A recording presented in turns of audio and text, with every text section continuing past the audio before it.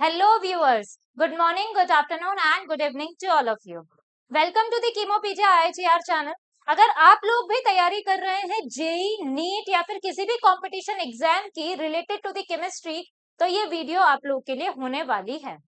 इस video lecture के अंदर हम डिस्कस करेंगे हाइड्रोजन स्पेक्ट्रम या पूरी की पूरी स्पेक्ट्रोस्कोपिक टेक्निक के बारे में कि किस तरीके से स्पेक्ट्रोस्कोपिक टेक्निक के अंदर हम एमिशन और एब्जॉर्प्शन स्पेक्ट्रा को पढ़ते हैं, कॉन्टिन्यूअस और डिसकंटिन्यूअस स्पेक्ट्रा को पढ़ते हैं और किस तरीके से इसका एप्लीकेशन हम यूज करने वाले हैं। ठीक है, तो आज के लेक्चर में हम देखेंगे कि कभी भी कोई भी इलेक्ट्रॉन अगर एक्साइट कर हायर एनर्जी स्टेट में जाता है, तो जब वो वापस से bounce back to the ground state होता है, तो उस टाइम पर वो कितनी टाइप की वेवलेंथ और कितनी टाइप की रेडिएशंस एमिट करता है और किस किस रेंज के अंदर करता है, किस वेवलेंथ रेंज के अंदर वो रेडिएशंस को एमिट करता है।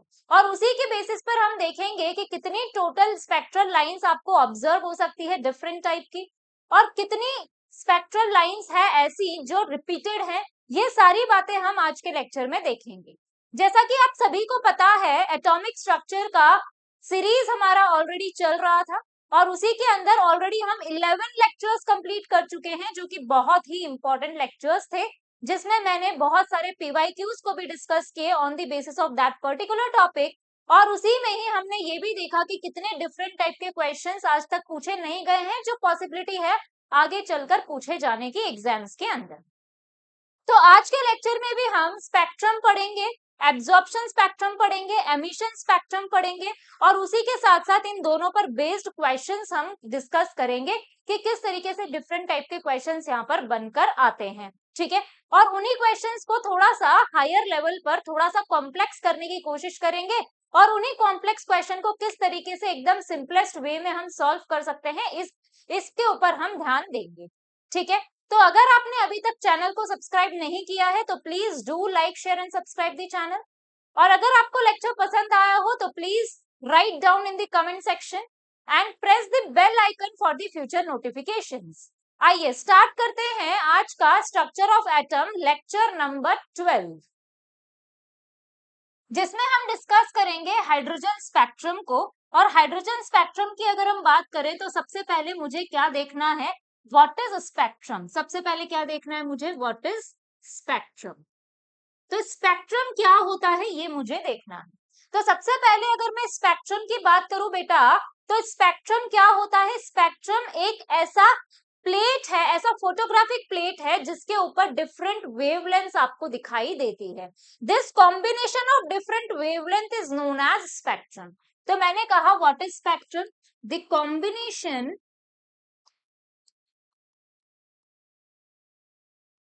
of different wavelengths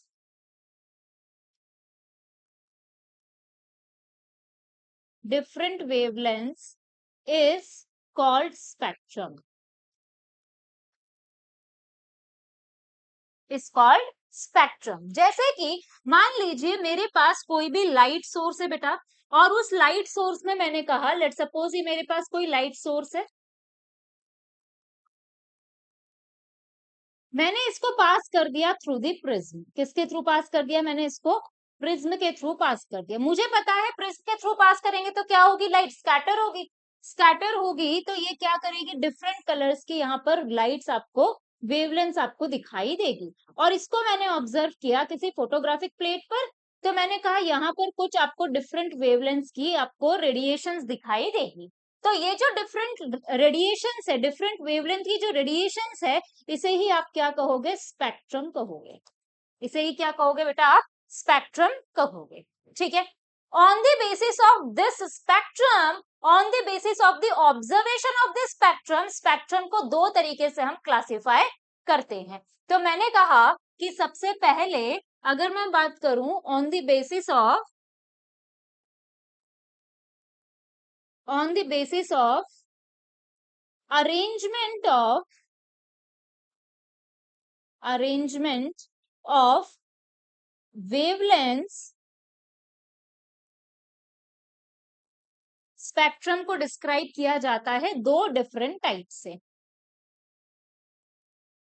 कौन कौन से टाइप है वो, तो मैंने कहा एक होगा हमारे पास में कॉन्टिन्यूअस स्पेक्ट्रम, कॉन्टिन्यूअस स्पेक्ट्रम, और एक क्या होगा हमारे पास में, डिसकॉन्टिन्यूअस स्पेक्ट्रम। Discontinuous spectrum. तो कॉन्टिन्यूअस और डिसकॉन्टिन्यूअस स्पेक्ट्रम में क्या डिफरेंस है? कॉन्टिन्यूअस स्पेक्ट्रम वो स्पेक्ट्रम्स है जिनकी लाइंस में कोई भी बहुत ज्यादा गैप दिखाई नहीं देता, एक दूसरी लाइंस क्या कर जाती है, एक दूसरे में मर्ज कर जाती है, तो उसे आप कहोगे कॉन्टिन्यूअस स्पेक्ट्रम। डिसकॉन्टिन्यूअस स्पेक्ट्रम क्या होगा, दो लाइंस के बीच में आपको सफिशिएंट गैप दिखाई देगा, आप दोनों लाइंस को क्या कर सकते हैं, सेपरेट कर सकते हैं, सेपरेट आपको दिखाई देंगी, ऐसे स्पेक्ट्रम को आप क्या कहेंगे, डिसकॉन्टिन्यूअस स्पेक्ट्रम कहेंगे। तो मैंने कहा what is continuous spectrum, continuous spectrum के बीच में डिस्टेंस क्या होगा, कि बहुत ही कम होगा, the distance between two lines are very less. ठीक है, यहां पर दो लाइंस के बीच में जो गैप है वो क्या होगा, आपको सफिशिएंट दिखाई देगा, सफिशिएंट गैप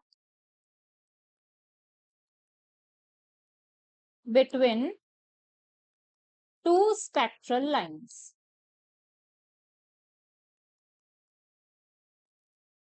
ठीक है, तो मैंने कहा कि अगर मैं बात करूं कॉन्टिन्यूअस स्पेक्ट्रम की, यहां पर एक दूसरे की लाइंस क्या होंगी, एक दूसरे में स्पेक्ट्रल लाइंस मर्ज हो चुकी होंगी, तो आप इसे बहुत क्लियरली ऑब्जर्व नहीं कर सकते, नॉट ऑब्जर्व क्लियरली।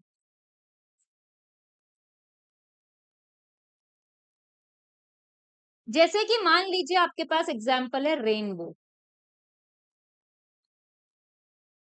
ठीक है, मैंने कहा डिसकंटिन्यूअस स्पेक्ट्रम के बीच में गैप सफिशिएंट है, तो आपको ऑब्जर्व अच्छे से दिखाई देगा, ये लाइंस जो है वो उसका सेपरेशन आराम से दिखाई देगा, तो इसे कहोगे आप डिसकंटिन्यूअस स्पेक्ट्रम। और डिसकंटिन्यूअस स्पेक्ट्रम कहाँ ऑब्जर्व होता है, एमिशन स्पेक्ट्रम में कौन सा स्पेक्ट्रम ऑब्जर्व होता है, discontinuous spectrum, discontinuous pattern observe होता है। तो मैंने कह दिया कि यहां पर अगर हम बात करें clearly observe lines are present,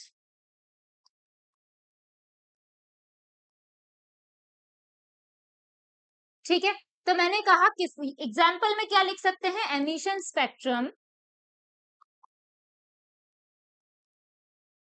is the example of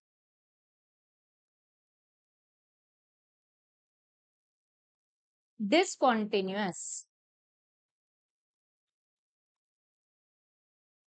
spectrum. Clear है इतनी सी बात, चलें आगे, आइए। तो ये था आपके पास में on the basis of pattern के बेसिस पर आपने स्पेक्ट्रम को दो तरीके से क्लासिफाई किया, एक कॉन्टिन्यूअस स्पेक्ट्रम और एक क्या किया आपने, डिसकंटिन्यूअस स्पेक्ट्रम। डिसकंटिन्यूअस स्पेक्ट्रम कहाँ ऑब्जर्व होता है, एमिशन स्पेक्ट्रा के अंदर ऑब्जर्व होता है, कहाँ ऑब्जर्व होता है बेटा, एमिशन स्पेक्ट्रा में ऑब्जर्व होता है। अब मैंने कहा on the basis of energy absorption और एमिशन के बेसिस पर हमने स्पेक्ट्रम को फिर से दो टाइप से डिस्क्राइब किया, तो मैंने लिख लिया on the basis of, heading लिख लीजिएगा, on the basis of absorption and emission of energy. Spectra को हमने दो तरीके से क्लासिफाई कर दिया फर्दर।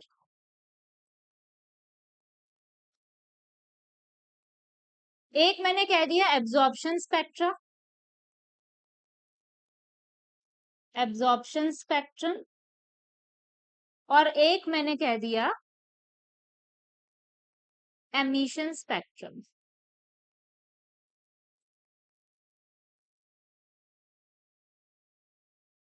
एक मैंने क्या कह दिया, एमिशन स्पेक्ट्रम। अब क्या डिफरेंस है एब्जॉर्प्शन स्पेक्ट्रा और एमिशन स्पेक्ट्रा में, तो सबसे पहले एमिशन स्पेक्ट्रा में एनर्जी रिलीज होती है, एब्जॉर्प्शन स्पेक्ट्रा में एनर्जी गेन होती है। तो सबसे पहले मैंने कहा एब्जॉर्प्शन स्पेक्ट्रा क्या हो गया, तो सबसे पहले लेट सपोज मेरे पास ये कोई लाइट सोर्स है, कोई भी लाइट सोर्स है मेरे पास, ठीक है, मैंने इसको ट्रांसफर कर दिया थ्रू अ सोल्यूशन। किसके थ्रू ट्रांसफर किया मैंने इसको, एक सोल्यूशन के थ्रू ट्रांसफर कर दिया। और ये जो सोल्यूशन है वो क्या है मेरे पास, ये सोल्यूशन है एब्जॉर्बिंग सोल्यूशन। मुझे पता है यहाँ पर इस लाइट सोर्स के अंदर सारी टाइप की वेवलेंथ होगी, जैसे कि आपके पास सारी की सारी कलर्स की वेवलेंथ होगी विपग्योर की, ठीक है। मैंने कहा ये जो एब्जॉर्बिंग सोल्यूशन है ये सिर्फ दो ही वेवलेंथ को एब्जॉर्ब करता है।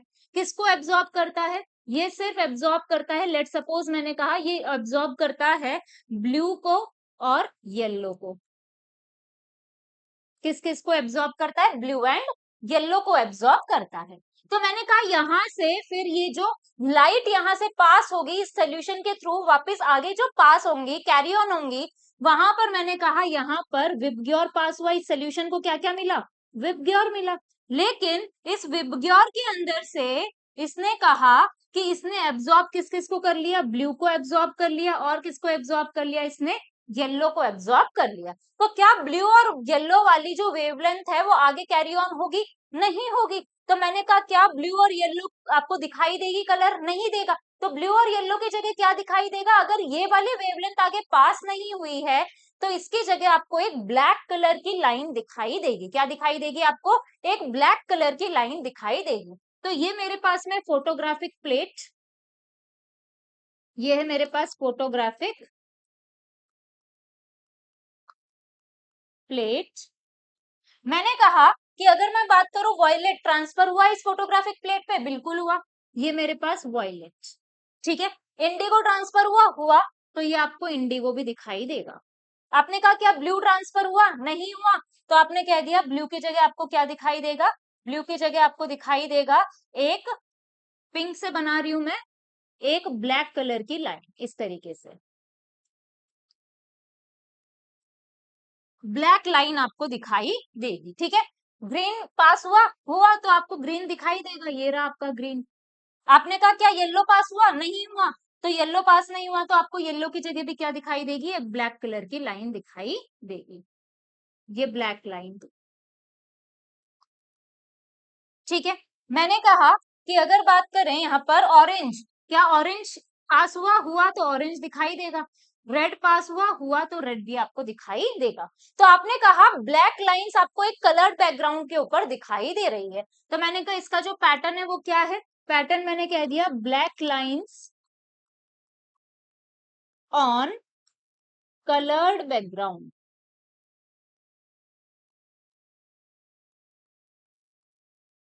ऑन कलर्ड बैकग्राउंड, यस और नो, क्लियर इतनी सी बात। This is about absorption spectra, क्या होता है ये, एब्जॉर्प्शन स्पेक्ट्रा होता है, क्लियर है।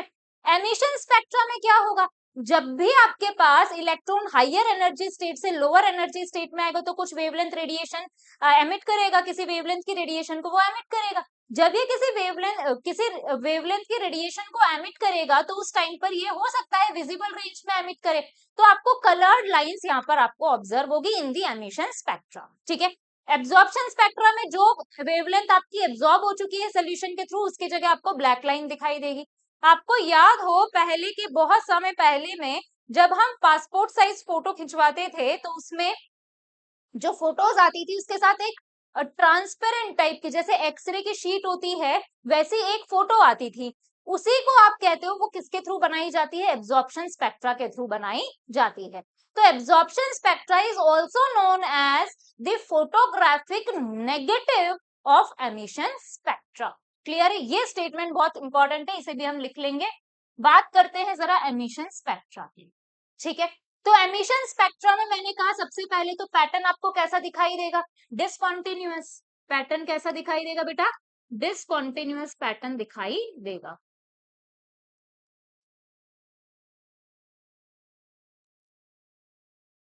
डिसकंटिन्यूअस पैटर्न आपको दिखाई देगा। मैंने कहा एमिशन स्पेक्ट्रा के अंदर क्या होगा, जब भी कोई इलेक्ट्रॉन जब भी अपनी ग्राउंड स्टेट में आएगा तो उस टाइम पर आपको क्या दिखाई देगा, कुछ ना कुछ वेवलेंथ आपकी रिलीज होगी वहां से, और वो अगर इसमें विजिबल रेंज में अगर एमिट होती है तो वो आपको एज अ कलर्ड लाइन दिखाई देगी, क्लियर है। तो मैंने कहा सबसे पहले हम पढ़ेंगे डिसकंटिन्यूअस स्पेक्ट्रा, उससे पहले हम एक नोट डालकर एक बात को लिख लेते हैं कि नोट डालकर लिखेंगे absorption spectra is the photographic negative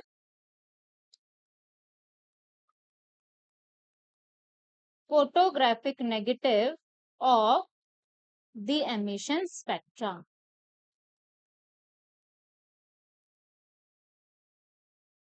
clear है? आइए, दूसरी बात मैंने कह दी यहाँ पर कि अगर मैं बात करूं स्पेक्ट्रम के अंदर, तो spectroscopic method is a very important method.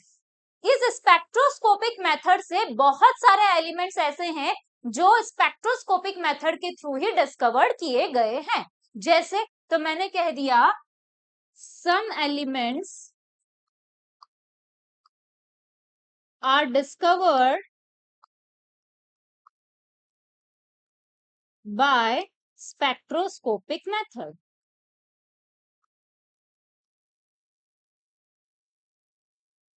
such as कौन कौन से एलिमेंट्स हैं? कौन कौन से एलिमेंट्स हैं? तो मैंने कहा रुबीडियम,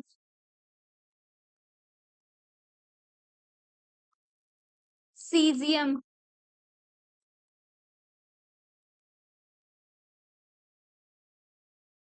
गैलियम, सॉरी इंडियम,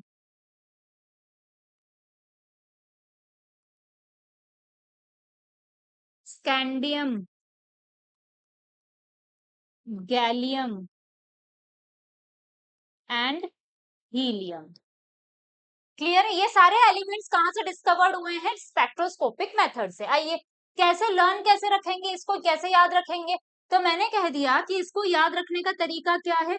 तो मैंने कहा इसके तरीके के लिए हम देखेंगे कि rubidium, caesium, indium, scandium, gallium and helium. तो मैंने कहा राजस्थान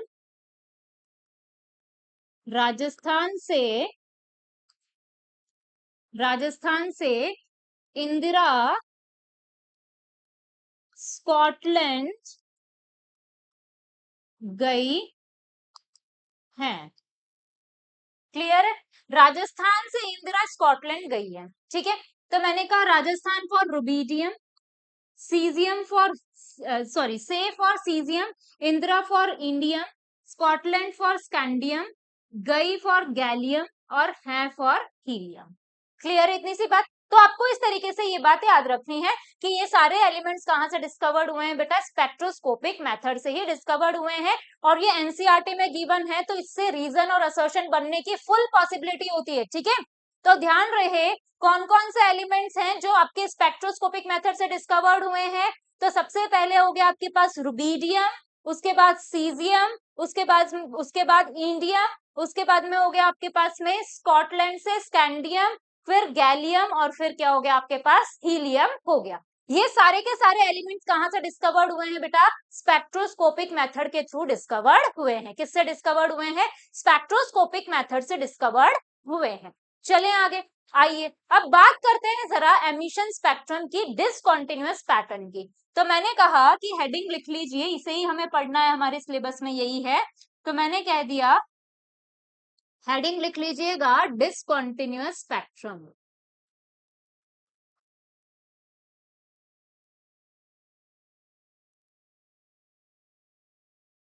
इसको फर्दर दो तरीके से डिस्क्राइब किया गया है बेटा.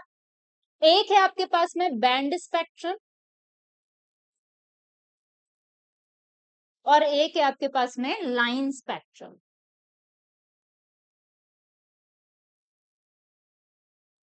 एक है आपके पास लाइन स्पेक्ट्रम. तो बैंड स्पेक्ट्रम और लाइन स्पेक्ट्रम में क्या डिफरेंस है? तो बैंड स्पेक्ट्रम किसके थ्रू दिखाया जाता है? मेटल्स एंड मॉलिक्यूल्स के थ्रू. तो मैंने कहा this is given by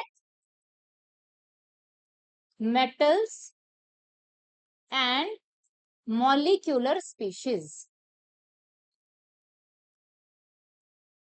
metals and molecular species. अब मैंने कहा कि अगर मैं बात करूं लाइन स्पेक्ट्रम की, तो लाइन स्पेक्ट्रम किसके थ्रू ऑब्जर्व होता है हमें? एटॉमिक स्पीशीज के थ्रू. तो सबसे पहले मैंने लिख लिया, it is given by atomic species. Clear है? तो मैंने कहा मॉलिक्यूल्स है, मान लो वाटर का मॉलिक्यूल है मेरे पास, ऑक्सीजन ने बॉन्ड बना रखा है हाइड्रोजन से, दो हाइड्रोजन ने एक ऑक्सीजन से बॉन्ड बना रखा है। तो इन बॉन्ड में कौन से वाइब्रेशंस होते हैं, को किस टाइप के आपके पास में रोटेशन, किस टाइप के ट्रांसलेशन होते हैं, तो उसी के बेसिस पर अगर एक मॉलिक्यूल की बात करें तो यहाँ पर किस टाइप के डिफरेंट ट्रांजिशन आपको दिखाई देते हैं, या तो इसके अंदर होता है ट्रांसलेशनल मोशन, या होता है रोटेशनल मोशन, या फिर होता है वाइब्रेशनल मोशन। तो इन मोशंस के थ्रू आपको स्पेक्ट्रा ऑब्जर्व होता है, जिसे आप कहते हो बेंड स्पेक्ट्रा। तो मैंने कह दिया कि बेंड स्पेक्ट्रा किसके थ्रू ऑब्जर्व होगा बेटा, it is due to the vibrational and rotational changes,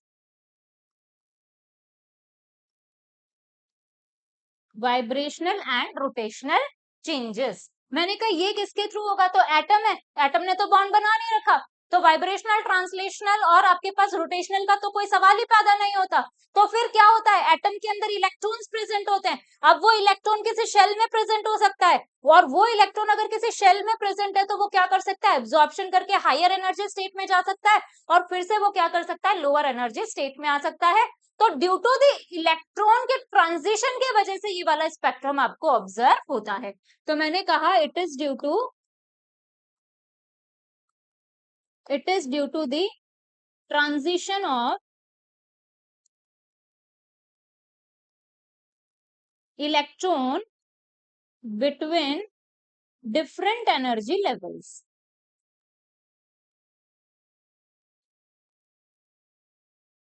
different energy levels, clear है। आइए, मैंने कहा जो लाइन स्पेक्ट्रम होता है it is an example of hydrogen spectra. तो मैंने कह दिया, इसमें आपने कह दिया hydrogen spectrum is the example of line spectrum. तो आपको पढ़ना क्या है, बेसिकली लाइन स्पेक्ट्रा आपको पढ़ना है। तो मैंने कह दिया कि अगर मैं लाइन स्पेक्ट्रा की बात करूं, जिसके अंदर मैंने कह दिया हाइड्रोजन स्पेक्ट्रा,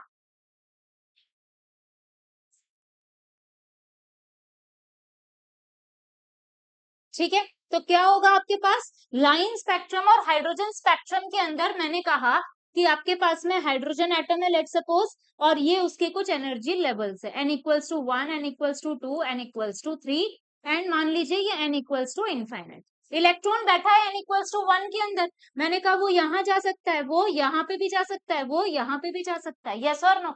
ये क्या है, हायर एनर्जी स्टेट्स है। मैंने कहा जब इलेक्ट्रॉन मान लीजिए मैंने कह दिया n इक्वल्स टू 3 पर है, तो ये हायर एनर्जी स्टेट में गया, ये यहाँ पर बहुत ही कम फ्रैक्शन ऑफ सेकंड के लिए रहता है, मतलब 10 टू द पावर -8 सेकंड के लिए रहता है। कितने सेकंड के लिए, 10 टू द पावर -8 सेकंड के लिए, उसके बाद में वापस अपने ओरिजिनल ग्राउंड स्टेट के अंदर ये ट्रांजिट कर जाता है, ठीक है। तो जब ये ग्राउंड स्टेट में आएगा तो ये कुछ ना कुछ रेडिएशन एमिट करेगा किसी वेवलेंथ की, और ये जो वेवलेंथ की रेडिएशन इसने एमिट की है, हो सकता है वो विजिबल रेंज में हो। अगर वो विजिबल रेंज में होगी तो वो क्या करेगी, कलर शो करेगी, उसको आप अपनी आंखों से ऑब्जर्व कर सकते हैं। तो मैंने कह दिया कि यहां लिख लिया मैंने, the electron when excited to the higher energy level, it stays there it stays there for 10 to the power -8 seconds, for 10 to the power -8 seconds, and then comes back to the ground state,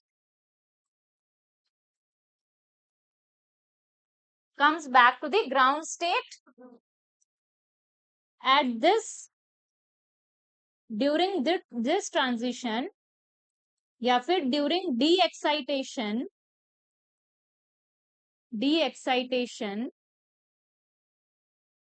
it emits radiation of different wavelength, different wavelength, and it shows color. Clear है इतनी सी बात? आइए अब मैंने कहा कि अगर मैं बात करूं यहाँ पर, तो मैंने यहाँ पर एक स्पेक्ट्रम बना लिया, ठीक है। मैंने क्या कर लिया, यहाँ पर एक स्पेक्ट्रम बना लिया। लेट सपोज ये मेरे पास n इक्वल्स टू 1, ठीक है, ये मेरे पास में है n इक्वल्स टू 2, ये है हमारे पास n equals to 3, n equals to 4, n equals to 5, आपको भी बनाते जाने बेटा साथ साथ, n equals to 6, n equals to 7, and this is n equals to infinite. Clear है? तो मैंने कहा सबसे पहले ये जो n equals to 1 है, इसमें जितनी भी लाइंस आएंगी, जितनी भी स्पेक्ट्रल लाइंस आकर n equals to 1 में टकराएंगी, वो सारी के सारी जो स्पेक्ट्रल लाइंस है उसको आप एक पर्टिकुलर नाम से जानेंगे, विच इज लाइनमैन। किससे किसके नाम से जानेंगे बेटा? Lyman series. वो क्या होगी आपकी? लाइनमैन सीरीज होगी। n इक्वल्स टू 2 में आप क्या बोलेंगे? Balmer series. n equals to 3 Paschen series. This is bracket, और ये पी फंड,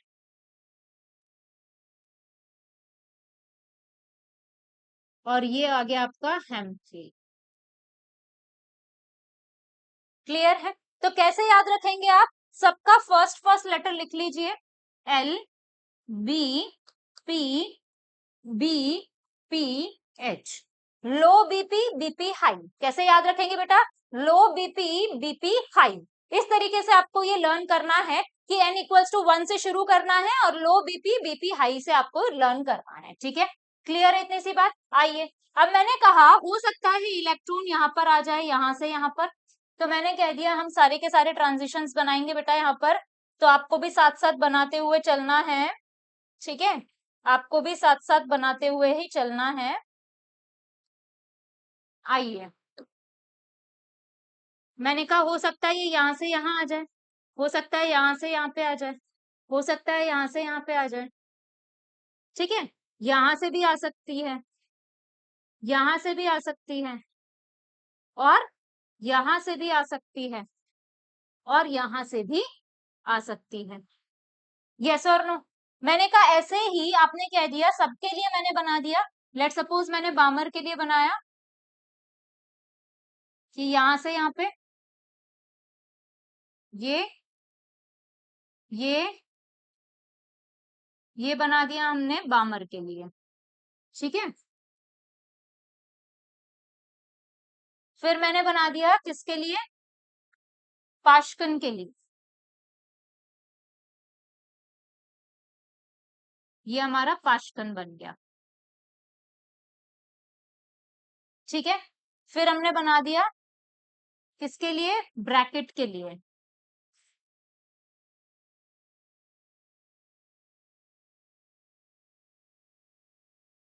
फिर हमने बना दिया बेटा किसके लिए? पी फंड के लिए। और फिर हमने बना दिया हेम्फ्री के लिए। क्लियर है इतनी सी बात? आइए अब मैंने कहा कि अगर मैं बात करूं यहाँ पर, तो सबसे पहले मैंने कह दिया कि ये जो पहली वाली लाइन है, मतलब n इक्वल्स टू 1 से जो ये 2 से आ रही है n इक्वल्स टू 1 के ऊपर, तो ये फर्स्ट लाइन है, तो इसको मैंने नाम दे दिया, इस लाइन का नाम है फर्स्ट लाइन, ठीक है। इसी लाइन का नाम है, ये सबसे ज्यादा सबसे कम एनर्जी है इसकी, तो एनर्जी जितनी ज्यादा होगी, तो मैंने कह दिया energy is equals to h c by lambda. जितनी ज्यादा एनर्जी होगी वेवलेंथ उतनी कम, जितनी कम एनर्जी उतनी ज्यादा वेवलेंथ। ये सबसे कम एनर्जी तो इसकी वेवलेंथ सबसे ज्यादा होगी, तो इसी को आप कहोगे लैम्डा मैक्स। और इसी फर्स्ट लाइन का नाम होता है अल्फा लाइन भी। क्लियर है?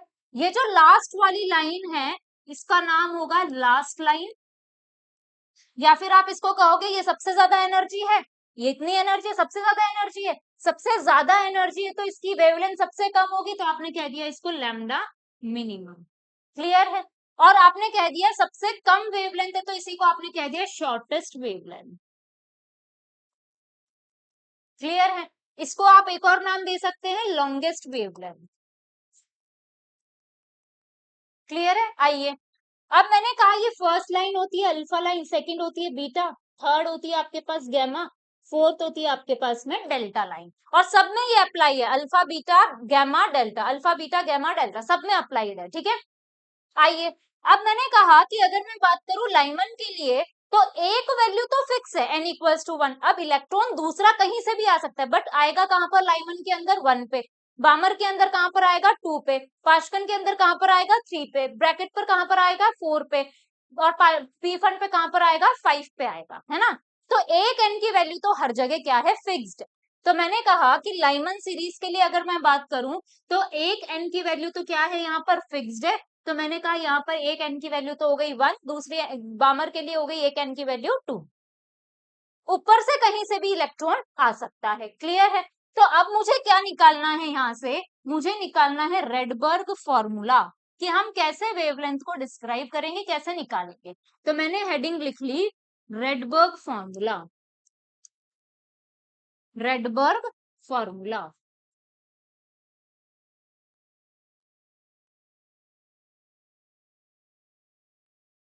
रेडबर्ग्स फॉर्मूला, ठीक है? किसने दिया था? रेडबर्ग साइंटिस्ट ने दिया था। मैंने कहा मान लो मुझे ये वाली वेवलेंथ निकालनी है तो मेरे को ये दोनों का एनर्जी डिफरेंस लेना पड़ेगा। तो मैंने कह दिया delta E is equals to E final minus E initial लिख सकती हूँ मैं। यस और नो? हाँ या ना?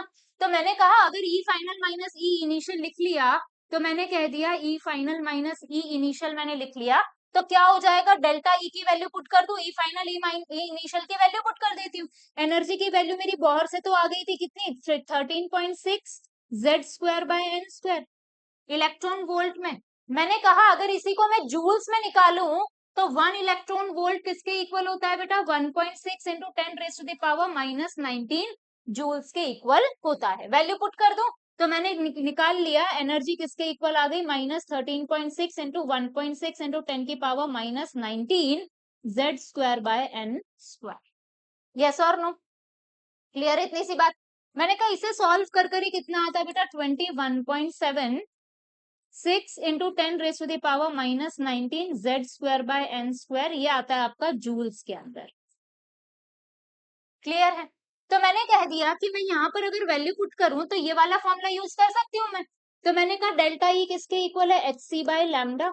मैंने कहा ये वाली वैल्यू पुट कर दी, 21.7 Z square upon n, n कितना हो गया, एन फाइनल का square, -21.7 into Z square upon n initial का स्क्वायर। यस और नो? आइए, मैंने कहा यहां से 21.7, अच्छा 10⁻⁻19 रह गया, छूट गया है, इंटू 10⁻⁻19 इंटू 10⁻⁻19। क्लियर है? आइए, मैंने कहा यहां से कॉमन ले लू, 21.7 इंटू 10⁻⁻19 जेड स्क्वायर, तो ये आ गया मेरे पास कॉमन। तो मैंने कह दिया -21.7 इंटू 10⁻⁻19 जेड स्क्वायर कॉमन आ गया, ब्रैकेट में बच गया 1/n फाइनल का स्क्वायर माइनस 1/n इनिशियल का स्क्वायर। यस और नो? आइए, मैंने कहा एच सी है, मैंने कहा एच सी बाय लैम्डा है, क्या मैं एच सी को यहाँ पे ट्रांसफर कर दूं? तो मैंने कहा कि अगर मैं बात करूं 1 बाय लैम्डा की वैल्यू कितनी आ गई, एच सी यहाँ ट्रांसफर कर दिया, 21.7 into 10⁻⁻19 Z square upon h c की value 6.626 into 10⁻⁻34 joule into second, c आ गया आपके पास 3 इंटू 10⁻10 सेंटीमीटर पर सेकेंड, और ये ऊपर आ गया जेड स्क्वायर, और ये आ गया आपके पास ब्रैकेट में एन फाइनल का स्क्वायर माइनस एन इनिशियल का स्क्वायर। यस और नो? इस पूरे को सॉल्व करके देख लो, पहले यूनिट भी कट कर देनी है, ये आपके पास जूल्स में था तो जूल से जूल कैंसिल हो गया बेटा, सेकंड इनवर्स से सेकंड इनवर्स भी हो गया कैंसिल, सेकंड से सेकंड इनवर्स भी हो गया कैंसिल, बचा सिर्फ नीचे सेंटीमीटर, ऊपर जाएगा तो सेंटीमीटर इनवर्स हो जाएगा। तो मैंने कहा 1 बाय लैम्डा क्या होता है, wave number is equals to 1 by lambda is equals to, इस पूरे को सॉल्व कर ही कितना आता है, माइनस का ये पूरा सॉल्व कर कर आता है 109677 सेंटीमीटर इनवर्स, ब्रैकेट में 1/n फाइनल का स्क्वायर माइनस 1/n इनिशियल का स्क्वायर। यस और नो? अगर ये माइनस को मैं अंदर मल्टीप्लाई कर दूं तो ये इधर आ जाएगा, बस यही करना है आपको। तो mu bar is equals to 1/लैम्डा is equals to 109677 centimetre inverse is equal into bracket में 1/n इनिशियल का स्क्वायर माइनस 1/n फाइनल का स्क्वायर। ये आ गया आपके पास रेडबर्ग फॉर्मूला। ठीक है, इसको ही ये जो डिजिट है 109677 इसी को ही आप आर भी कहते हो, इसी को ही आप क्या कहते हो, आर भी कह सकते हो। ठीक है, आपने कहा ये जो आर आया है ये पूरा यही तो है, यस और नो? तो मैंने कहा आर किसके इक्वल है, 2.21.7 into 10 raise to the power minus 19 upon 6.6 into 10 की पावर माइनस 34 इंटू 3 इंटू 10 की पावर 10, इसी के इक्वल है। मैंने कहा ये जो 21.7 इंटू 10 की पावर माइनस 19 है, यही वैल्यू को हम लिखते हैं आर एच। क्या लिखते हैं, इसी को हम आर एच लिखते हैं। तो मैंने कहा ये जो कांस्टेंट है आर, इसको हम क्या लिख सकते हैं, आर एच डिवाइडेड बाई ये एच सी है, तो हम इसे लिख सकते हैं एच सी बी। क्लियर है? तो ये फॉर्मूला चेंज हो जाता है किसमें, wave number is equals to 1/लैम्डा इज इक्वल्स टू, ये किसके इक्वल है, आर के इक्वल। तो आपने कह दिया this is R into 1/n initial का स्क्वायर माइनस 1/n फाइनल का स्क्वायर। यस और नो? और ये आंसर आएगा आपका सेंटीमीटर इनवर्स के अंदर। क्लियर है इतनी सी बात? आइए, अब मैंने कहा ये फॉर्मूला तो आपने निकाल लिया, अब आप एन फाइनल और एन इनिशियल कैसे डिसाइड करेंगे?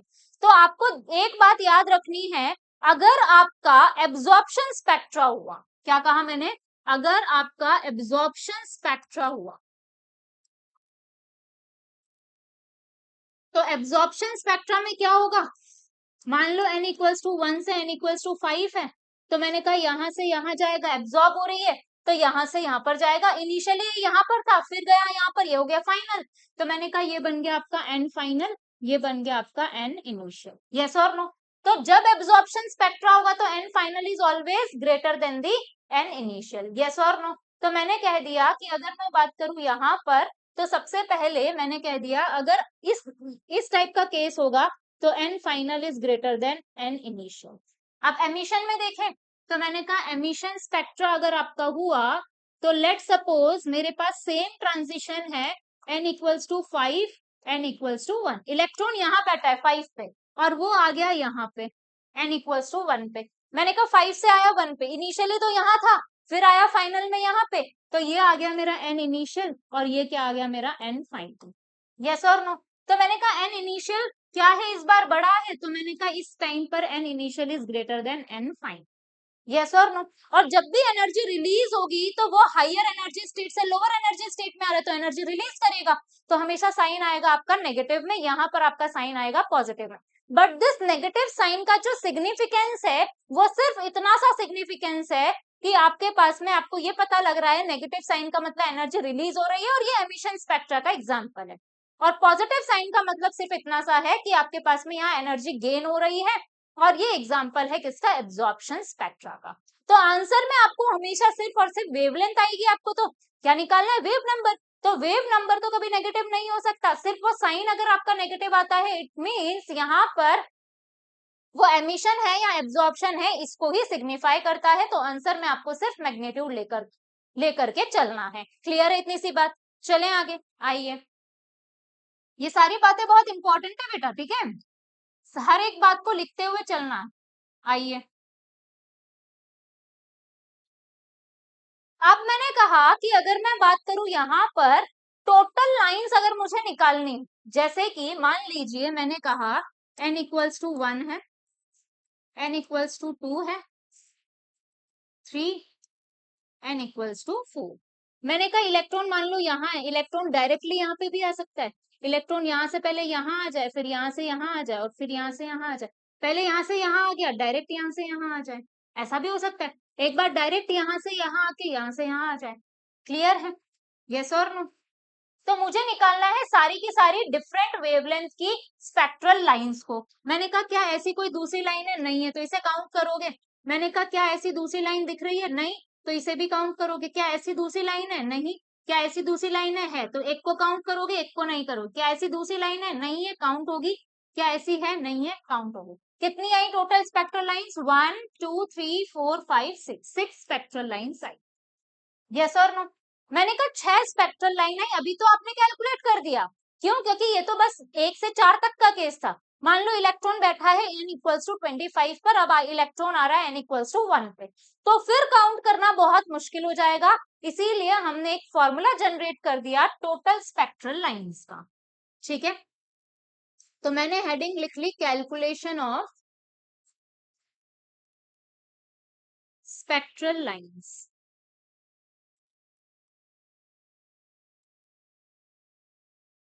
क्लियर है? तो मैंने कहा सबसे पहले अगर मुझे निकालनी है टोटल स्पेक्ट्रल लाइन,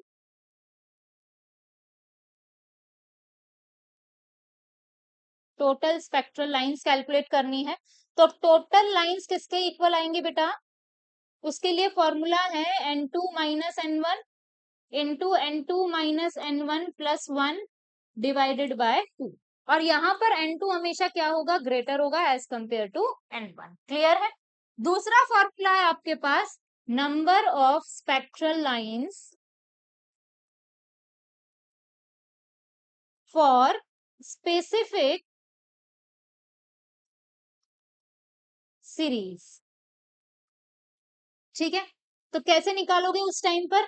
तो मैंने कहा फॉर्मूला यूज करोगे आप, equals to number of spectral lines for a specific series के लिए आप फॉर्मूला यूज करोगे n2 minus n of that particular series. जैसे मान लो आपको सिर्फ पता करना है 25 से इलेक्ट्रॉन 25 पर है, एक पर आ रहा है, लेकिन सिर्फ आपको वो वाली लाइंस काउंट करनी है जो बामर पर आकर रुक रही है। तो आपको क्या करना है? तो आपने कह दिया लाइंस फॉर बामर कितनी हो जाएगी? सिर्फ और सिर्फ बामर के लिए तो आपने कहा इलेक्ट्रॉन जहां से भी आ रहा है माइनस बामर का नंबर कितना है? 2, तो आपने लिख लिया 2। मैंने कहा ऐसे ही लाइमन के लिए कितनी हो जाएगी?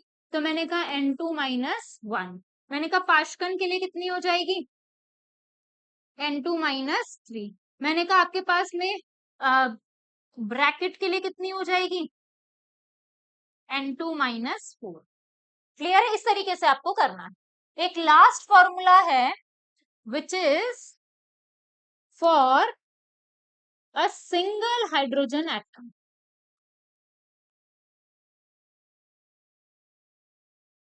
For a single hydrogen atom मतलब सिर्फ एक ही एटम है, एक ही एटम है तो एक ही इलेक्ट्रॉन होगा। अगर पूरा सैंपल दे रखा है तो आपको सैंपल के हिसाब से ये वाले फॉर्मूले लगाने, क्योंकि सैंपल में तो हाइड्रोजन एटम के कितने भी एटम्स हो सकते हैं। अगर 1 मोल हाइड्रोजन का सैंपल लिया है तो कितने एटम्स होंगे उसमें हाइड्रोजन के? Na एटम्स होंगे। Na एटम्स होंगे तो एक हाइड्रोजन में एक इलेक्ट्रॉन, तो टोटल कितने इलेक्ट्रॉन हुए? Na इलेक्ट्रॉन हुए। तो आपको ये वाले फॉर्मूले यूज करना है। ठीक है, लेकिन सिर्फ एक ही हाइड्रोजन एटम हो आपके पास, एक सिंगल हाइड्रोजन एटम हो तो उसमें एक सिंगल इलेक्ट्रॉन होगा। अगर एक सिंगल इलेक्ट्रॉन होगा तो क्या होगा? एक इलेक्ट्रॉन अगर नीचे आ गया किसी भी स्टेट पर तो उससे वो नीचे नहीं जा सकता, मतलब इससे वो ऊपर नहीं जा सकता, वो नीचे नीचे ही आता रहेगा। तो मैंने कह दिया ऐसे केस में लेट सपोज मेरे पास में ये n equals to 4 n equals to 1, मान लो इलेक्ट्रॉन यहाँ बैठा है, तो अगर वो यहाँ आ गया तो वापस एब्जॉर्ब तो नहीं होगा क्योंकि एमिशन नहीं है, तो एमिशन में वापस नीचे ही आएगा। वापस एमिशन में सिर्फ नीचे ही आएगा, ऊपर नहीं जा सकता। तो सिर्फ कितनी लाइंस ऑब्जर्व होंगी आपको? 3 लाइंस। तो आपको कैसे निकालना है ऐसे? तो यहाँ पर स्पेक्ट्रल लाइंस आप कैसे निकालेंगे बेटा? तो यहाँ पर आप निकालेंगे spectral line is equals to n2 minus n1। मतलब कहां से कहां पर इलेक्ट्रॉन आ रहा है बस आपको वो माइनस कर देना, आंसर आपका आ जाएगा। क्लियर है? ये सारी बातें क्लियर है? इन सारी बातों को आप लिख लीजिएगा आराम से या फिर स्क्रीनशॉट ले लीजिएगा।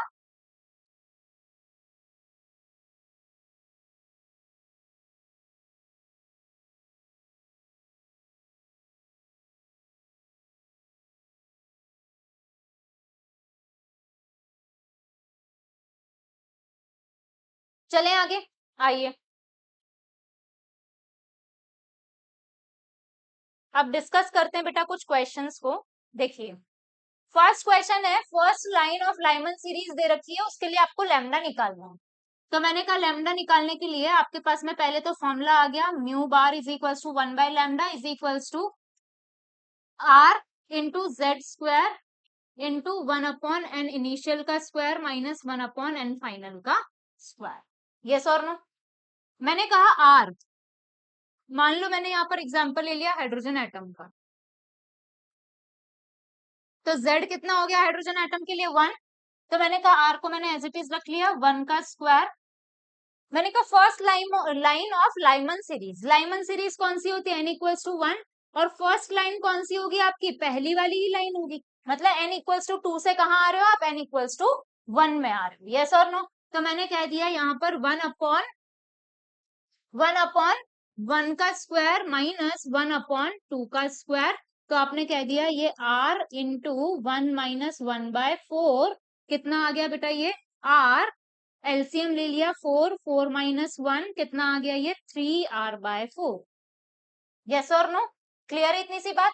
आइए, तो ये आ गया आपका 1 बाय लैम्डा। आपको लैम्डा पूछा है तो लैम्डा कितना आ जाएगा, ये रिवर्स करोगे तो ये भी रिवर्स होगा, तो ये आ गया 4/3। आपको ऐसे आंसर निकालना है। क्लियर है? आइए, नेक्स्ट क्वेश्चन है line of longest wavelength. Longest wavelength का मतलब क्या है, लैम्डा मैक्स। लैम्डा मैक्स कब होता है, जिसकी एनर्जी मिनिमम होती है, मिनिमम एनर्जी फर्स्ट लाइन की होती है, मतलब कौन सी लाइन हो गई आपकी, फर्स्ट लाइन। क्लियर है? आइए, for बामर series of hydrogen atom ले लो, ठीक है। तो मैंने कहा कि ये आपके पास में क्या है, बामर सीरीज, ये n equals to 1, n equals to 2, ये आपके पास बामर है। बामर की पहली लाइन कौन सी हुई, n इक्वल्स टू 3 से लेकर n इक्वल्स टू 2 पर हुई। तो मैंने कह दिया कि लॉन्गेस्ट वेवलेंथ निकालनी है आपको, तो 1 by lambda is equals to r into Z कितना हो गया, 1 हो गया। मैंने कहा 1/n इनिशियल का स्क्वायर माइनस 1/n फाइनल का स्क्वायर, 3 से 2 आ रहे हो तो 2 का स्क्वायर माइनस 1/3 का स्क्वायर, ठीक है। कितना आ गया, r इंटू 1 का स्क्वायर इंटू 1/4 माइनस 1/9। तो ये r, यहाँ पर एलसीएम ले लिया, कितना आ गया आपके पास में 36, 9 माइनस 4 कितना आया, 9 माइनस 4 5r/36। बट ये तो क्या है आपका 1 बाय लैम्डा, आपको लैम्डा निकालना है तो कितना आएगा 36/5r। क्लियर है? आइए, नेक्स्ट क्वेश्चन है emission of hydrogen spectrum would have the same wavelength as the Balmer transition of this to this if helium plus atom. तो मैंने कह दिया कि emission of hydrogen spectrum would have the same wavelength as the Balmer transition of this helium atom का है। मैंने कहा ये आपके पास में मान लो helium atom, helium plus n equals to 1, n equals to 2, n equals to 3 और n इक्वल्स टू 4। मैंने कहा 4 से 2 में ट्रांजिशन हो रहा है इस टाइम पर, ये बामर ही है। मैंने कहा इस टाइम पर 4 से 2 तक जो ट्रांजिशन हो रहा है, इस टाइम पर ये जो हीलियम प्लस का ट्रांजिशन है, सेम वेवलेंथ होगी किसकी, हाइड्रोजन स्पेक्ट्रम में किस ट्रांजिशन की होगी, ये आपको बताना है। तो यहां से पहले मैं वेवलेंथ निकाल लू, तो मैंने कहा 1 by lambda is equals to r, helium के लिए z कितना हो गया 2 का स्क्वायर इंटू 1/2 का स्क्वायर कितना 4 माइनस 1/4 का स्क्वायर कितना 16। तो मैंने कहा कि कितना आ गया ये 4r इंटू 4 इंटू 16, ये 16 माइनस 4, तो ये 4 से 4 कैंसिल हो गया, कितना आ गया बेटा, ये 12/16 इंटू r। तो ये आ गया आपके पास 4 और ये आ गया आपके पास 3। तो लैम्डा आ गया आपके पास में 4r/3। यस और सॉरी, उल्टा किया ना हमने, तो लैम्डा आ गया आपके पास 4/3r। ठीक है, ये जो वेवलेंथ है वो, ये वाली वेवलेंथ हाइड्रोजन एटम में किस ट्रांजिशन के बराबर होगी ये आपको बताना है। तो मैंने कहा हाइड्रोजन एटम ले लेते हैं, ये रहा मेरा hydrogen atom, n equals to 1, ये हाइड्रोजन एटम, मुझे बताना है किस ट्रांजिशन के लिए बराबर होगी अगर वेवलेंथ मेरी आ जाए कितनी 4/3r। तो वैल्यू पुट कर दो, तो मैंने कहा 1 by lambda is equals to r into Z, hydrogen atom के लिए कितना 1 का स्क्वायर 1/n इनिशियल का स्क्वायर माइनस 1/n फाइनल का स्क्वायर। यस और नो? कितना आ गया लैम्डा यहाँ से तो ये आ गया 4/3r, 3r पलट के कहाँ चला गया ऊपर, is equals to r into 1/n का स्क्वायर माइनस 1/n फाइनल का स्क्वायर। यस और नो? मैंने कहा r से r क्या हो गया बेटा, कैंसिल हो गया, तो किसके बराबर आ गया 1/n का स्क्वायर माइनस 1/n फाइनल का square is equals to 3/4। Yes और नो? आपको क्या करना है, आपको एन इनिशियल फाइनल की वैल्यू अलग अलग ट्रांजिशन लेकर ट्राई करनी है कि 3/4 किसके लिए आएगी। तो करें ट्राई। तो सबसे पहले मैंने कहा, मैंने ट्राई किया, मान लो मेरा ट्रांजिशन हो रहा है 2 से 1 तक, तो मैंने कहा वैल्यू पुट कर दी 1/1 माइनस 1/, फाइनल हो गया मेरे पास में 2 का स्क्वायर 4, कितना आ गया आपके पास ये 1 माइनस 1/4, ये आ गया आपके पास, एलसीएम लोगे तो 3/, क्या ये दोनों बराबर हो गए, हो गए। तो ट्रांजिशन कौन सा बराबर है, 2 इज इक्वल्स टू 1। अगर आपके पास हीलियम में ये वेवलेंथ के बराबर आपको हाइड्रोजन में कौन सा ट्रांजिशन होगा देखना है, तो किसके बराबर होगा, 2 से लेकर 1 तक के ट्रांजिशन के बराबर होगा। देखो नेक्स्ट क्वेश्चन क्या है, first excitation potential of hypothetical hydrogen like atom is 15 electron volt. If all the atoms of the sample are in second excited state, then find the kinetic energy of electron in electron volt of the electron ejected if the photon of energy this applied. देखो मैंने कहा ये n equals to 1, n equals to 2, n equals to 3, hydrogen like atom है, hydrogen atom नहीं है, तो मैंने कहा हाइड्रोजन लाइक एटम है, बोला है first excitation potential of hypothetical hydrogen like atom is 15 electron volt. Hydrogen like है तो उसमें इलेक्ट्रॉन तो कितना होगा, एक, तो फर्स्ट एक्साइटेशन मतलब पहले एक्साइटेड स्टेट में गया, ये फर्स्ट एक्साइटेशन पोटेंशियल, ये किसके इक्वल है 15 इलेक्ट्रॉन वोल्ट के। फिर बोला है if all the atoms of the sample, सारे के सारे एटम जो सैंपल के सारे एटम्स कहाँ प्रेजेंट है, सेकंड एक्साइटेड स्टेट, ये मेरा फर्स्ट एक्साइटेड स्टेट, ये मेरा क्या हो गया सेकंड एक्साइटेड स्टेट, तो सारे के सारे सैंपल के जो एटम्स है वो कहाँ प्रेजेंट है, n इक्वल्स टू 3 में, मतलब इलेक्ट्रॉन कहाँ प्रेजेंट है सारे के सारे n इक्वल्स टू 3 पे। Then find the kinetic energy in electron volt of this electron ejected if the photon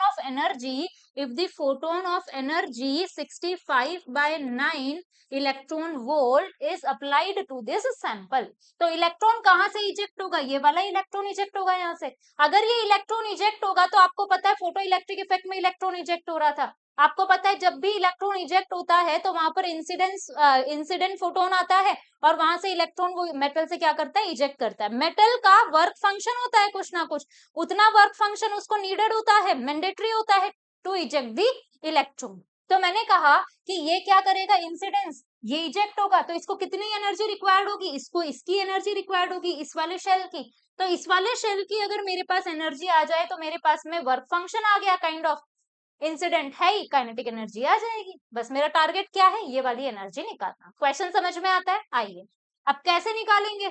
तो मैंने कह दिया क्या ये वाली वैल्यू गिवन है मुझे, तो मैंने कहा डेल्टा ई को मैं क्या लिख सकती हूँ, E2 माइनस E1 लिख दिया मैंने, और वो किसके इक्वल है 15 इलेक्ट्रॉन वोल्ट के इक्वल, यस और नो।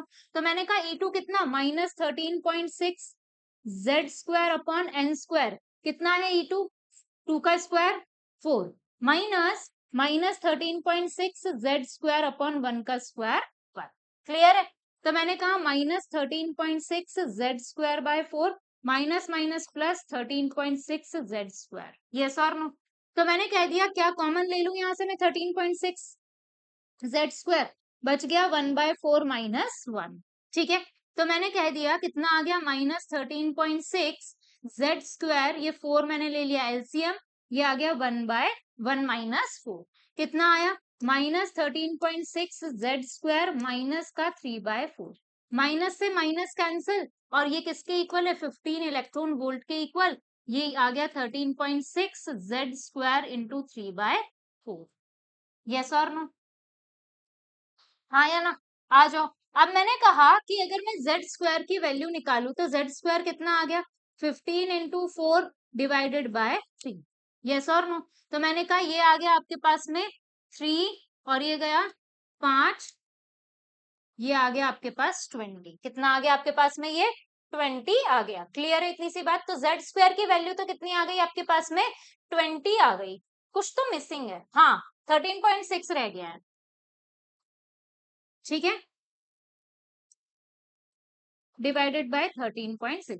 ये वैल्यू आ गई आपके जेड स्क्वायर की। क्लियर है? तो यहां से मैं क्या वैल्यू निकाल लू इस n इक्वल्स टू 3 के लिए? तो मैंने कहा n इक्वल्स टू 3 के लिए मैंने वैल्यू निकाली, तो एनर्जी की वैल्यू आ गई -13.6 Z square by n square होता है। -13.6 जेड स्क्वायर की value 20 by 13.6 into 1 upon n square. N की वैल्यू 3 है, 3 का स्क्वायर 9, तो 13.6 से 13.6 कट गया, कितना आ गया ये आ गया आपके पास 20/9। ये आ गई आपकी एनर्जी। यस और नो? हाँ या ना? इतना इलेक्ट्रॉन वोल्ट आ गया आपकी एनर्जी। ये है आपके पास में माइनस का। अब ये माइनस का साइन है ये क्योंकि एनर्जी शेल है। ठीक है, फोटो इलेक्ट्रिक इफेक्ट आएगा आपके पास में। फोटो इलेक्ट्रिक इफेक्ट की इक्वेशन निकालू है, EI is equals to 5 plus kinetic energy होता है। तो कितना आ गया? इंसिडेंस हो रहा है आपके पास 65/9। ठीक है, मैंने कहा एनर्जी कितनी देनी पड़ेगी आपको, साइन सिर्फ डिनोट करता है आपके पास में क्या है, एनर्जी निकल रही है। तो मैंने कहा डायरेक्ट आप सिर्फ मैग्नीट्यूड लिख लीजिए 20/9 प्लस काइनेटिक एनर्जी। तो काइनेटिक एनर्जी किसके इक्वल आ गई? काइनेटिक एनर्जी आ गई बेटा 65/9 माइनस 20/9। कितना आ गया? 9 एलसीएम 65 माइनस 20 कितना आया ये? 45/9। 5 इलेक्ट्रॉन। क्लियर है? तो इलेक्ट्रॉन की एनर्जी, इजेक्टेड इलेक्ट्रॉन की एनर्जी कितनी होगी? 5 इलेक्ट्रॉन। बहुत ही बेहतरीन क्वेश्चन है बेटा, जेई के पॉइंट ऑफ व्यू से बहुत इंपॉर्टेंट है। ठीक है, आइए नेक्स्ट क्वेश्चन देखिए। Electron in the hydrogen atom jumps from some higher level to the third energy level. ठीक है, कहां से जंप कर रहा है बेटा? किसी हायर लेवल n से n इक्वल्स टू 3 पर इलेक्ट्रॉन आ रहा है। If 6 spectral lines are observed, कितनी spectral lines आई आपकी? 6। For the transition find the initial position, आपको बताना है n की वैल्यू क्या हो। तो आपने कह दिया, फॉर्मूला लगा दिया, spectral lines is equals to n2 minus n1 into n2 minus n1 plus 1 divided by 2। तो spectral lines कितनी है? 6। n2 मुझे नहीं पता, n है, माइनस n1 कितना है? 3 n2 मुझे नहीं पता, तो मैंने कह दिया ये n -3 प्लस 1 डिवाइडेड बाय 2। कितना आ गया ये? उसको इधर ट्रांसफर कर दो। ये आ गया 12 इज इक्वल्स टू n -3 और ये आ गया n -2। इसको मल्टीप्लाई कर दूं तो ये इससे भी मल्टीप्लाई, ये इससे भी मल्टीप्लाई। तो मैंने कहा n square -2n -3n minus minus plus 6। तो कितना आया? Is equals to 12। कितना आ गया बेटा? 12 is equals to n square minus minus plus 5n plus 6। इसको इधर ट्रांसफर कर दो तो n square minus 5n minus 6 is equals to 0। Yes और नो? मिडल टर्म स्प्लिट कर दो, तो मिडल टर्म स्प्लिट करेंगे तो 5 6 के फैक्टर्स क्या क्या बनेंगे? 5 सॉरी 6 के फैक्टर्स क्या क्या बनेंगे? 6 और 1 या फिर 3 और 1 बनेंगे। आपको चाहिए सम कितना? 5 चाहिए सम आपको। तो आपने कह दिया कि आपको, आपने लिख लिया यहाँ पर n square minus 6n plus n minus 6 is equals to 0। तो n कॉमन निकाल लिया, n माइनस 6, और यहां से आपने कॉमन निकाल लिया बेटा 1, ये आ गया n minus 6 is equals to 0। तो आपने कह दिया n माइनस 6 फैक्टर बन गया और n प्लस 1 फैक्टर बन गया। तो आपने कहा कि अगर मैं बात करूं n माइनस 6 की, एक बार 0 हो गया, n प्लस 1 आपका 0 हो गया, यहां से n की वैल्यू आ गई 6, यहां से n की वैल्यू आ गई -1।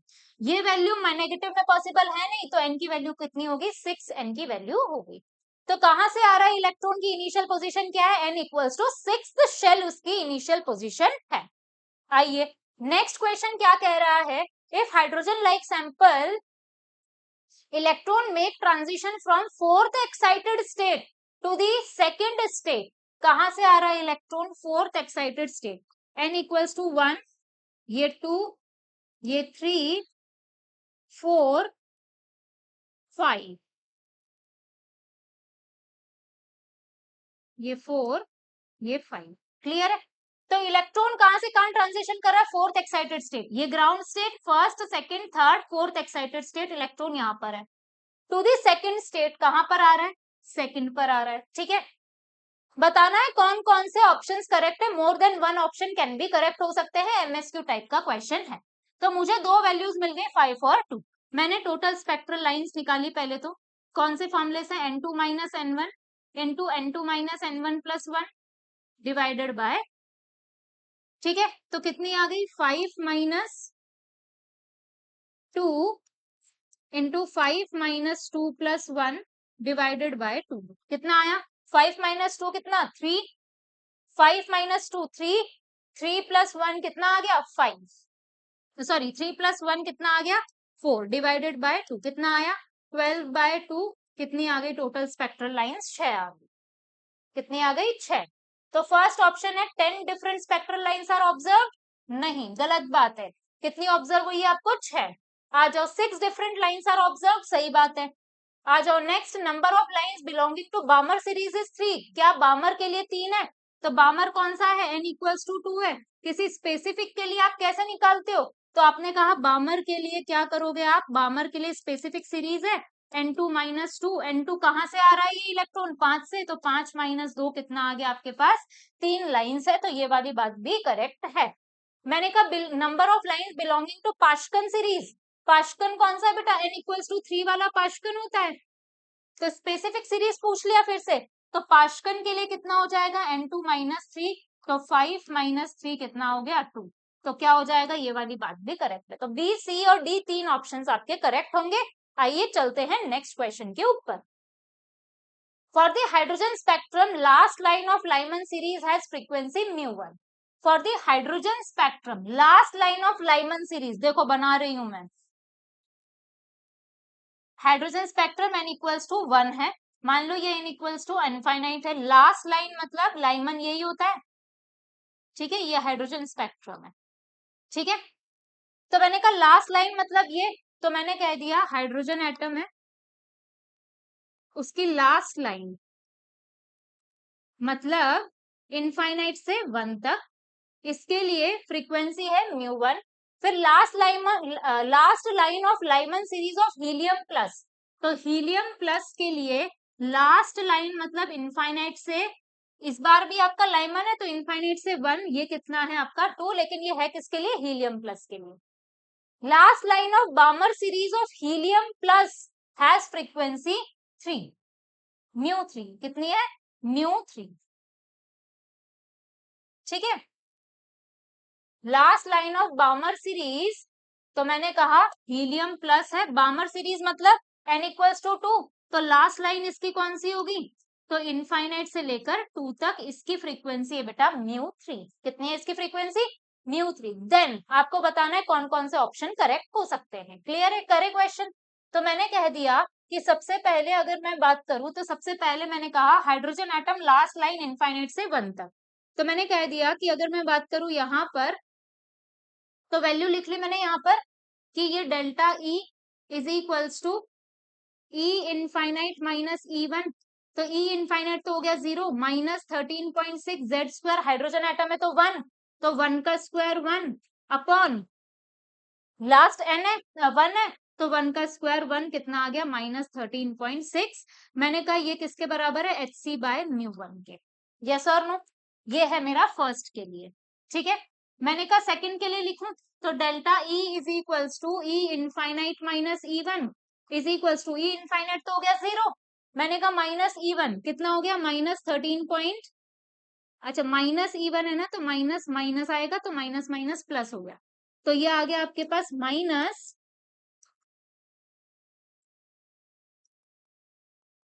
13.6 जेड स्क्वायर, हीलियम के लिए जेड की वैल्यू 2, तो 2 का स्क्वायर कितना हो गया 4 अपॉन n 1 है, तो मैंने कहा 1 का स्क्वायर 1, कितना आ गया ये 13.6 इंटू 4, और ये डेल्टा ये कितना आ गया HC बाय, या फिर लिख सकते हो आप H μ3, ये भी क्या हो गया आपका H μ1, μ3 नहीं H μ2, क्लियर है, ये हो गई मेरी दूसरी इक्वेशन। अब मैंने कहा इसके लिए लिख लू सेम, तो मैंने कह दिया delta E is equals to E infinite minus E2, तो मैंने कहा ई इनफाइनाइट तो हो गया 0 minus minus 13.6 Z square, helium है तो कितना हो जाएगा जेड की वैल्यू 2, 2 का स्क्वायर 4 अपॉन n, 2, 2 का स्क्वायर 4, 4 से 4 कैंसिल, कितना आ गया 13.6, ये आ गया आपका H μ3। तो तीन इक्वेशन आई है, H μ1 is equals to 13.6, H μ2 is equals to 13.6 into 4, H μ3 is equals to 13.6, yes और नो। अब मुझे रिलेशन फाइंड आउट करना है, पहले इन दोनों का रिलेशन निकाले। तो मैंने कहा अगर मैं इन दोनों का रेशियो ले लूं तो क्या आ जाएगा, h mu one upon H mu two is equals to 13.6 upon 13.6 into 4। इससे ये कट गया, एच से एच कट गया, इसको इधर ट्रांसफर कर दो, इसको इधर, तो mu two is equals to 4 mu one आ गया। क्लियर है, पहली तो इक्वेशन ये आ गई। दूसरा मैंने कह दिया इन दोनों का रिलेशन निकालूं, तो मैंने कहा H mu two upon H mu three is equals to 13.6 into 4 upon 13.6। इससे ये कैंसिल, एच से एच कैंसिल, तो म्यू टू किसके इक्वल आ गया, 4 टाइम्स ऑफ म्यू थ्री के। ठीक है, एक बार इन दोनों का रिलेशन निकाल लेते हैं। तो मैंने कहा H mu one upon H mu two, sorry H mu three is equals to 13.6 upon 13.6। इससे ये कैंसिल, एच से एच कैंसिल, कितना आ गया, mu one is equals to mu three. Clear है, आ जाओ मैच करते हैं। Mu two is equals to 4 mu one, mu two ये तो कट कर दो, आया ही नहीं है। Mu two is equals to 4 mu one, ये वाला ऑप्शन करेक्ट है। Next mu two is equals to 4 mu three, mu two is equals to 4 mu three नहीं है। आ जाओ नेक्स्ट चेक करो क्या आया है, mu one is equals to mu three, तो mu one is equals to mu three, तो दो ऑप्शंस करेक्ट है, बी और सी। देखिए नेक्स्ट क्वेश्चन क्या है, Balmer series of line of hydrogen spectrum, the first line from the red end corresponds to which one of the following inter-orbit jump from the electron for the Bohr orbit in an atom of hydrogen। तो मैंने कहा red मतलब VIBGYOR, आपको पता है यहां से यहां जाने में एनर्जी क्या होती है, डिक्रीज, तो एनर्जी रेड वाले की क्या होगी, मिनिमम एनर्जी होगी। अब आपको बोला है हाइड्रोजन एटम के लिए मिनिमम एनर्जी वाला ट्रांजिशन बामर के लिए बताना है, किसके लिए बताना है आपको, बामर सीरीज के लिए बताना है। ये देखो बामर सीरीज के लिए, तो ये रहा आपका हाइड्रोजन एटम N1 N2, यही है आपका बामर। इसकी एनर्जी सबसे कम किसकी है, इसकी, तो कौन सा ट्रांजिशन है ये, 3 to 2 का, 3 से 2 तक। ठीक है, तो ये थे कुछ टाइप के क्वेश्चंस आपके पास में जो कि बेस्ड है आपकी स्पेक्ट्रल लाइंस, स्पेक्ट्रा, आपका बैंड स्पेक्ट्रा, एटॉमिक स्पेक्ट्रा, आपका लाइन स्पेक्ट्रा। ठीक है, तो इन सब के ऊपर ये क्वेश्चंस बेस्ड थे और इसमें सारे के सारे टाइप के क्वेश्चंस मैंने करवा दिए, कितने डिफरेंट टाइप के क्वेश्चंस एग्जाम में पूछे जा सकते हैं, उन सारे टाइप के क्वेश्चंस को मैंने आपके साथ डिस्कस किया है। मेरे रिक्वेस्ट है बेटा आप लोगों से कि प्लीज रिवाइज कीजिएगा नोट्स को और कोशिश कीजिएगा ये सारे क्वेश्चन खुद से सॉल्व करने की, तभी आपका लॉजिकल ब्रेन ओपन होगा, और जब आपका लॉजिकल ब्रेन ओपन होगा तो आपकी अप्रोच जो है क्वेश्चंस की वो बहुत अच्छी हो जाएगी। ठीक है, तो आपको क्वेश्चन से डर नहीं लगेगा, आप बहुत जल्दी क्वेश्चन से फैमिलियर हो जाएंगे। तो आपको फैमिलियर ही होना है क्वेश्चन से, तो आप प्लीज, रिक्वेस्ट है मेरी, आप लोग क्या करेंगे, पहले कॉपी को बंद करेंगे, क्वेश्चन देखेंगे, क्वेश्चन लिखेंगे, उसके बाद क्वेश्चन को खुद से सॉल्व करने की कोशिश करेंगे, दिमाग लगाएंगे। नहीं अगर आपसे सॉल्व होता है तो फिर आप क्या करेंगे, आंसर को देख लेंगे। क्लियर है, अगर आपको लेक्चर हेल्पफुल लगा हो तो प्लीज अपने फ्रेंड्स के साथ शेयर कीजिएगा, लाइक कीजिएगा, कमेंट कीजिएगा एंड सब्सक्राइब कीजिएगा, और बेल आइकन को प्रेस करना मत भूलिएगा क्योंकि आपको नोटिफिकेशंस वहीं से आते हैं। ठीक है, थैंक यू फॉर वॉचिंग बेटा।